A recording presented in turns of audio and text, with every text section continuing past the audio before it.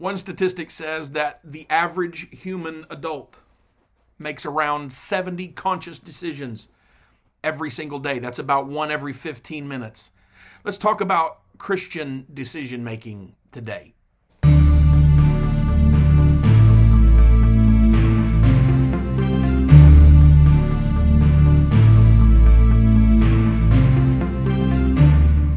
Hello and welcome to All Things Apostolic. I'm your host, Pastor Jeremy Wilbanks. I'm so glad to have you along.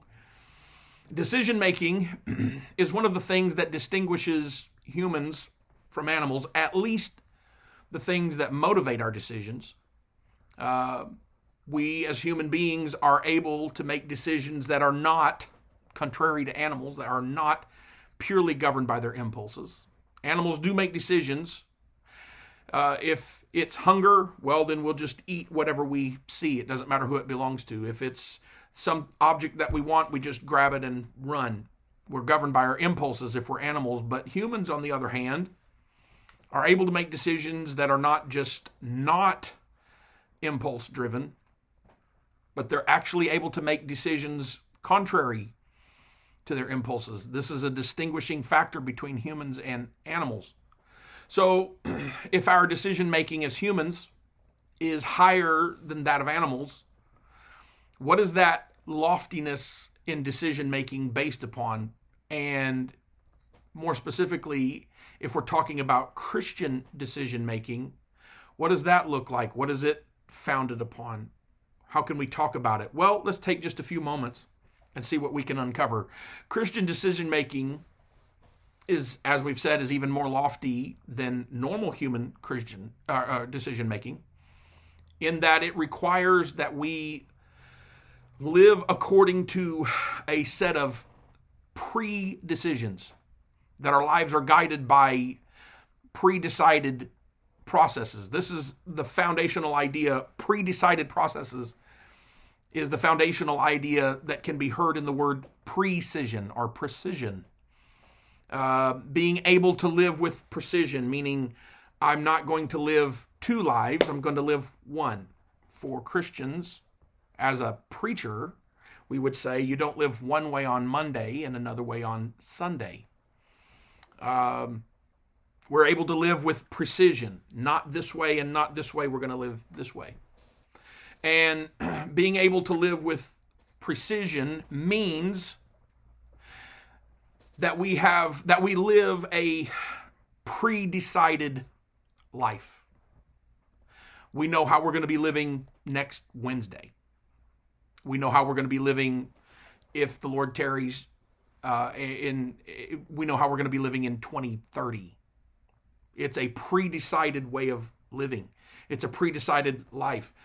The word that is most often used for pre-decision is the word plan. We all say, we've got plans this weekend. That it means that we have pre-decided the weekend. We've pre-decided our vacation. We've pre-decided our Sunday. We know how all of this works. Plans, that's the word that we commonly use. Plans are decisions with an aim. They are pre-decisions. Plans are a course that is plotted with a precise arrival in mind. This is pre-decision. So, how can we talk about this? How can we talk about pre-decisions as it applies to Christians?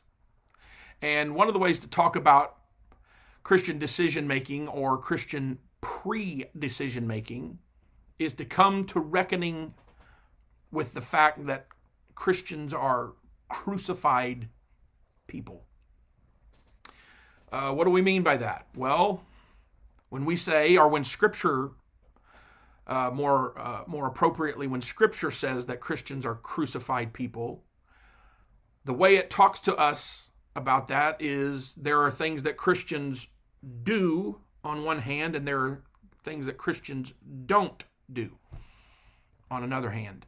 And the difference between what we do and what we don't do is pre-decisions. It's pre-decided.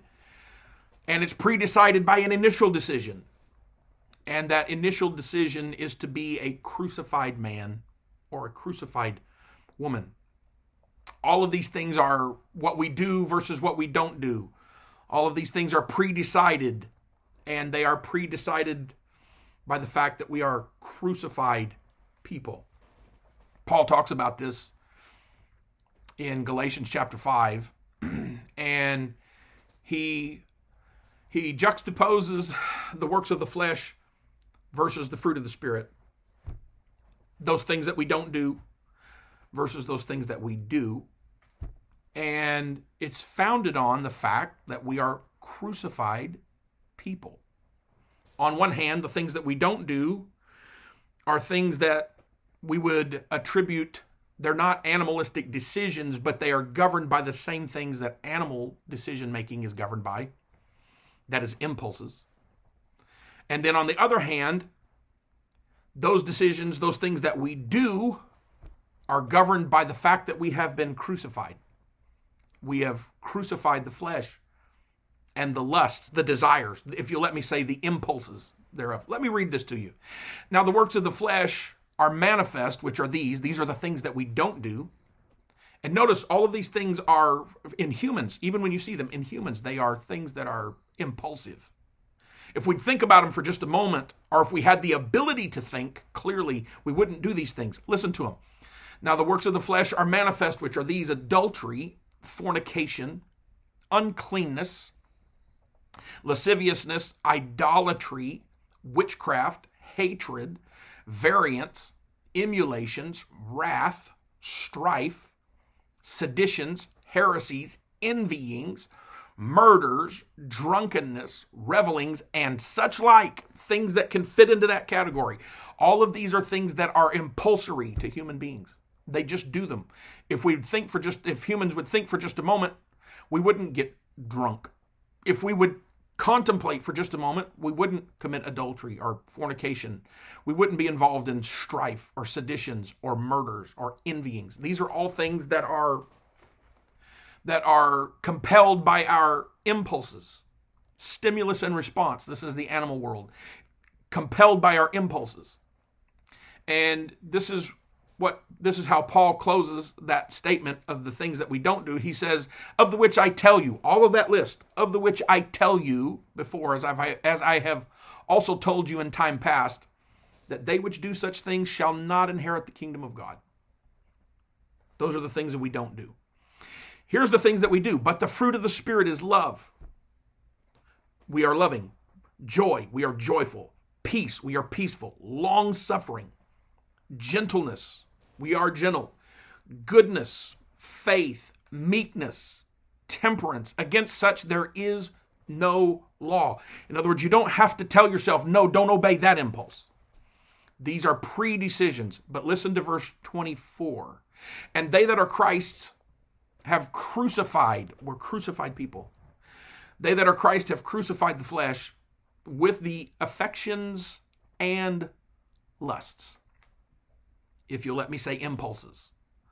We have crucified the flesh and all of its impulses. Listen to that. Crucifixion is the founding decision of Christian conduct. What do you mean it's the founding decision? Crucifixion as a decision. Well, we're not crucified by accident. He says that they that are Christ have crucified the flesh. The implication there is they've crucified themselves. That's not an accident. You have to decide. You have to make the decision to crucify yourself. This is the foundational decision of all Christian conduct, that we are crucified people. And we are not crucified by accident. We are crucified by choice. So, this is an interesting thing, that crucifixion is the point at which all of our decisions are made. That is the foundational decision. The decision to be a crucified man or a crucified woman is the foundational decision.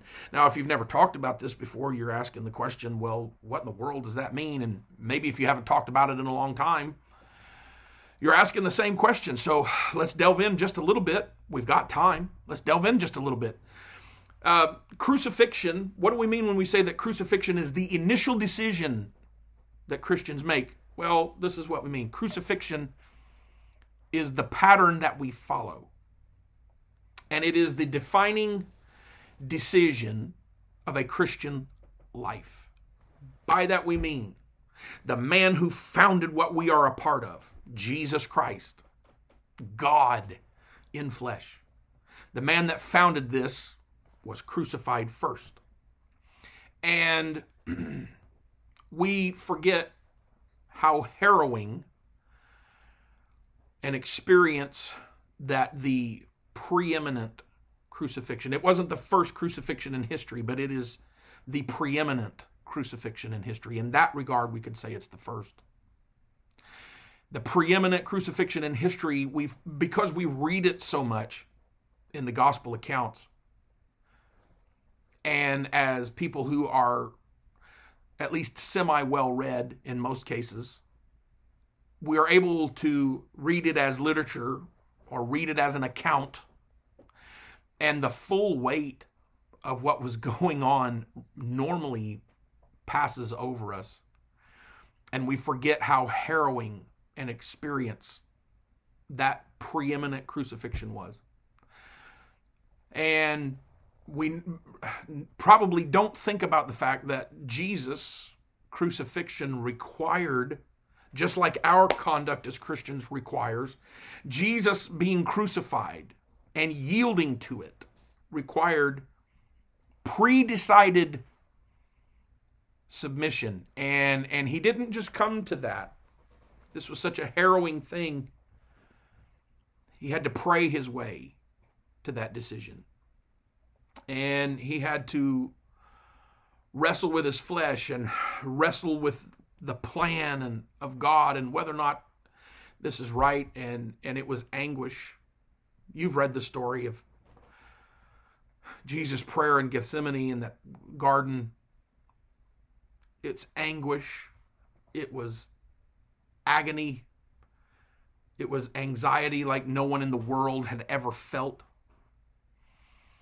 It was sweat, but not just normal human sweat. It was, as it were, great drops of blood, one gospel account says. But he wrestled his way through it. And it culminated, that prayer culminated like this: "Nevertheless, not my will, but thine be done. Father, if it's possible, let this cup pass from me. Nevertheless, not my will, but thine be done." You can hear the decision-making in his praying. You can hear it. There's a real struggle there. There's a real inner conflict. It's agony. It's anguish. And you can hear it. Oh, I don't want this to happen. Nevertheless, not my will, but thine be done. What a decision. What a man our God was. What a man our Lord was. And this is the pre-decision. This is the preeminent Christian decision. This is the pre-decision upon which all other Christian decisions are made. So how do we do it? How does this apply to our lives? Well, you've heard the preaching. If you've grown up in church, you've heard it your whole life. If you're just in church, I'm sure you've heard it recently. The first way that we follow the pattern of crucifixion, it doesn't stop at crucifixion, but it's the pattern of death, burial, and resurrection. And we follow that pattern through repentance, baptism in Jesus' name, and the infilling of the Holy Ghost. And this is how we follow that pattern. Another way that we follow that pattern is through the crucifixion of the flesh, such as we read about in Galatians 5 just a moment ago. Things that we do and things that we don't. And those decisions are based upon the fact that we're a crucified people. This is the foundational decision. Jesus' decision there is the foundational decision upon which every other Christian decision is made. I will submit to the will of God, even if it's the greatest peril I could possibly imagine. Even if it means giving my life. I will submit my will to his will. This is the preeminent Christian decision, the foundation of which every other decision we make is based on it. Now, so that this doesn't turn into an exceedingly long podcast, Let me connect to the main point that we're making today. I was reading in the book of Daniel for some devotional time, reading in the book of Daniel, and I'm certainly not the only person to ever notice this pattern in the book of Daniel, but I noticed the pattern of the people of God. These are Jews captured and taken into Babylonian captivity. That's how the book starts. That's how the book of Daniel starts. And these Jewish people are making godly decisions. And they're making them under the most strenuous circumstances possible. And decisions, we can relate to that, making decisions under strenuous circumstances. And decisions that are made in extreme circumstances are almost, for normal human beings, decisions made in extreme circumstances are almost always reactive. In extreme circumstances, they're almost always done anxiously. They're almost always done, and when they're done, they're almost always wrong. They're almost always the wrong decision because they were made in anxiousness and they were made in reactivity. And so they're almost always wrong. Or even if they're right, they're almost always damaging. And the only way to make godly decisions in strenuous circumstances is to have made your decisions prior to those circumstances arriving, to have made pre-decisions. And this is the decision that Shadrach, Meshach, and Abednego, this is one of the great places that you can see this. This is the decision that Shadrach, Meshach, and Abednego made. Interesting that these men have two names. Everybody knows this in Scripture. These men have two names, Shadrach, Meshach, and Abednego. Those were their Babylonian names, given to them by their captors. And so that they could do their work as wise men, as intelligent men in the kingdom, in particular in the palace in some cases, Shadrach, Meshach, and Abednego. Those are the Babylonian names. But their Hebrew names were Hananiah, Mishael, and Azariah. Notice that. They are named in two different ways, indicating two different ways of living. This is kind of how Christians are. Two different ways of living. Shadrach, Meshach, and Abednego. Those are our names at work. Those are our names culturally in society. But there is something that is hidden, that's covered by our Babylonian names, and that is the names that we were given, the godly names that we were given, that come from our lineage that nobody can see because all they see is our Babylonian title, Shadrach, Meshach, Abednego, but their Hebrew names are Hananiah, Mishael, and Azariah. Interesting. They're named twice. They lived in Babylon, but they weren't born in Babylon. The culture that they live in is a Babylonian culture, but the culture they were born in is a godly culture. It is the culture of Judah. They work in Babylon, but they were founded in Israel. So the question was, which set of circumstances is going to govern their decision making? Their Babylonian existence, is that going to govern their decision making? Or their Hebrew birth? Their names, which include the name of God and Yahweh in them, is that going to govern their decision making? This is the big question even for us. What part of our nature is going to control our decision making? For Hananiah, Mishael, and Azariah, they've got to decide, what is it? Is it my Babylonian nature or is it my Hebrew nature? Is it my culture or is it my worship that's going to decide my decision? And you can see that juxtaposed there. All of Babylon, all of that culture is supposed to bow. But their founding culture, their pre-decided culture. They didn't give themselves their Hebrew names. Their moms and dads did that to them. They pre-decided what these men were going to be called. Your name is going to include Yahweh. Your name is going to include El, Mishael, Azariah. Your name is going to include that. That's your founding. Your founding includes God, and that's going to control your decisions. Now, we know the story of Shadrach, Meshach, and Abednego, Mishael, Azariah, and Hananiah. We know the story. But I want you to listen again to the way these men used very similar language, or at least the same pattern that we see in Jesus' prayer in the garden prior to the crucifixion. Jesus said, "Nevertheless, not my will, but thine." Listen to this. You know the story of Shadrach, Meshach, and Abednego. Nebuchadnezzar has set up an image of gold and ordered all of his kingdom to bow down and worship the image. When you hear the music playing, and there's a list of instruments, when you hear the music playing, you bow down and you worship. And when the music plays, there's a report that comes to Nebuchadnezzar that there are 3 men, Hebrew men, Jewish men, that have not bowed down. And these are rulers in your kingdom. In other words, this is insurrection. It's not just civil disobedience.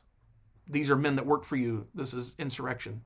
It's not just civil disobedience. And so the report comes that Shadrach, Meshach, and Abednego have not bowed, and Nebuchadnezzar says, "Bring them to me," and they appear before the king. And he calls to Shadrach, Meshach, and Abednego, speaks with them and says, "I'm going to give you another chance. When you hear the music, if you'll bow down, everything's fine. If you don't, I have heated a furnace 7 times hotter than normal, and you're going in there." And we know how the story ends. There's a 4th man that walks with them in the fire. But I want you to listen to the response. And you've read this. If you spend any time in the book of Daniel, you've read this. And this is so inspiring. But it's more than inspiring. It lets us see the resoluteness that comes when a child of God, for us, when a Christian makes up their mind. Listen to this. Shadrach, Meshach, and Abednego, I'm going to give you another chance. Nebuchadnezzar says, the music's going to play again, you bow. And if you don't, it's the furnace for you. Daniel chapter 3, verse 16 records that response. Shadrach, Meshach, and Abednego answered and said to the king, "O Nebuchadnezzar," I love this, "we are not careful to answer thee in this matter." We don't have to think about it. It's pre-decided. We don't have to think about it. "If it be so, our God whom we serve is able to deliver us from the burning fiery furnace, and he will deliver us out of thy hand, O king. But if not, be it known unto thee, O king," listen to the decision making, the pre-decided steps that we're going to take. "But if not," God's able to deliver us, "but if not, be it known unto thee, O king, that we will not serve thy gods, nor worship the golden image which thou hast set up." Wow, what a decision. In the most strenuous circumstances that can just about be imagined. We've already made our decision. We're not going to bow to your image. We're not going to worship it. What a decision. And it was done in the face of peril, in the face of what we from Sunday school call the fiery furnace. This is the decision-making process that you find throughout the book of Daniel, though, or at least in several prominent places, where a pre-decided answer is the one that's given. Meaning before we ever come into the strain of difficult circumstances, we've already decided how we're going to respond. We've already decided. The decision's already made. We see this in Daniel. Shadrach, Meshach, and Abednego, their decision-making process is so dramatic, but we see the same pre-decision with the prophet Daniel when he was probably a boy, very young probably, when he says, "I'm not going to eat the king's meat. I know I'm not in Israel right now. I know there's nobody forcing me. And I know that it would be the easier decision to make, but I've already decided. I eat in a certain way. I eat the way God told Hebrews to eat. And I'm not going to back up from what God said, and I'm not going to eat the king's meat. Wow. As a young man, he's able to make that kind of decision. He'll do it again under Persian rule, under the Medes and the Persians, when the decree is that prayer throughout the kingdom is only to be made to King Darius, and it's signed into law, the law of the Medes and the Persians, which cannot be changed. And the Bible says that when Daniel knew that that law was signed, when Daniel knew, he goes to prayer, and he opens his window, and he does it 3 times a day. But I love, it's an indication of a pre-decided thing. When he says, and as he had done aforetime, Daniel went to prayer, just like he always had. This is a pre-decided thing. And I'm going to do it knowing that a lion's den awaits me. In the same kingdom, this is another example, outside of the book of Daniel, in the same kingdom, Esther is going to say, when the Jewish people are in great peril, and when Esther's life, if the scepter is not extended to her, Esther's life itself is in peril, she will say, have all the Jews in Shushan fast. And when we get done fasting, I will go in unto the king. And if I perish, I perish. In other words, I'm making this decision before I ever walk in there. I'm making a decision before I'm in the circumstances, before the circumstances get here. I'm making this decision. Job will say it this way when his wife comes to him and says, Job, you've suffered enough. Curse God and die. Job will say it this way. No, I'm going to make this decision. Though he slay me, this is how Job says it, though he slay me, yet will I trust him. It's not just if I die, I'm going to trust him even if I die. If he's the reason that I die, I'm going to trust him. This is the foundation of all Christian decision making. It all sounds like that prayer in Gethsemane. Father, if this cup can pass, please let this cup pass. But nevertheless, not thy will, but mine be done. This is the foundation for Christian decision making, and you can see it. We can see it in pattern in Scripture.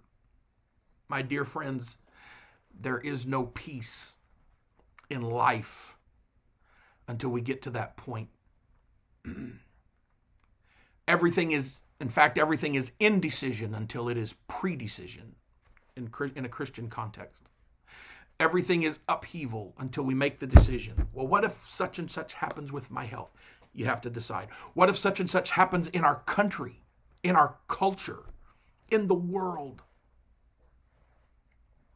I noticed, never seen footage of it, but I noticed that there was